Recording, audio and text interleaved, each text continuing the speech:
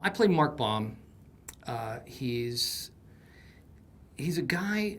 He's sort of a conglomeration of different people in this world, and he's known for being a bit of a hothead, a bit of a loudmouth, sort of abrasive, but incredibly smart and incredibly intuitive.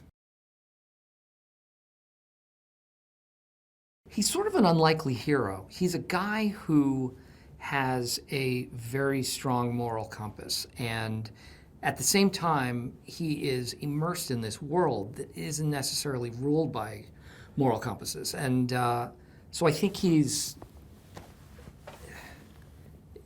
tortured that way because he wants to do the right thing. He wants to, but he also understands the irony and the contradiction to it, which is hurtful for him because he wants to punish the people who he perceives of as doing the wrong thing, but at the same time, he knows he's going to benefit from that. So it's not completely altruistic, even though in his mind he believes it to be. There are essentially three separate groups, three separate teams that are looking to short the housing market. And he inadvertently gets this information based on, and this is true, based on a wrong number. Uh, uh, Someone was calling a front point, which was there's a front point, there's another front point on like floor 8, and this was floor 11, and so they thought they were reaching out to a different front point partners, and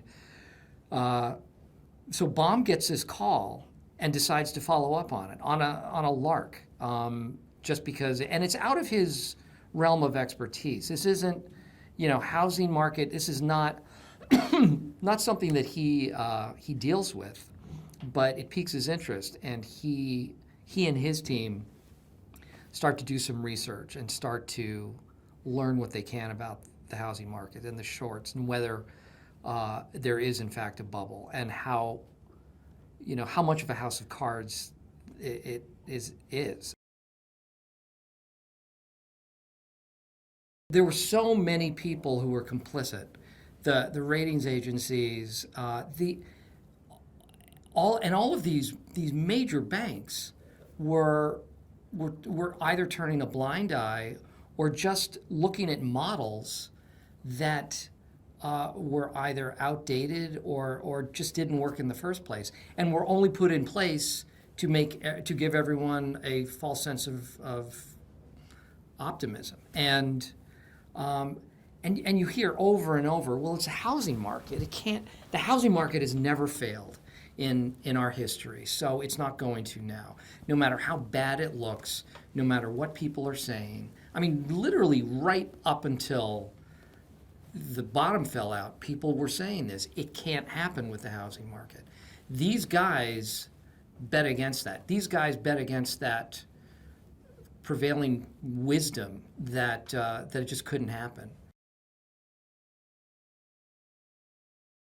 Jared Vennet is somebody who's all about his own self-interest. He cares about making his deal and having it work for him. And he doesn't seem to be very trustworthy. He's a bit too slick. And none of these guys trust him. And they're very, very skeptical of his pitch. But at the same time, Mark realizes, and he agrees, Mark knows that this isn't a guy who we would necessarily trust.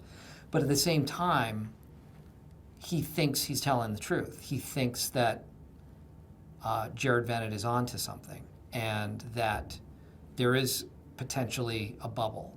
And they vet him. They do their due diligence and they figure out if there is a bubble or not, and they do their own research, and that's their job, and that's what they're really good at as a company, is they look under rocks. They go out in the field. They go into the housing market. They talk to real estate agents and mortgage brokers, and they get a sense, and the people who are buying multiple properties and multiple loans with absolutely no capital. And they get a sense of what's going on out there on a very grassroots level, and it turns out that everything that Venet is telling them is true.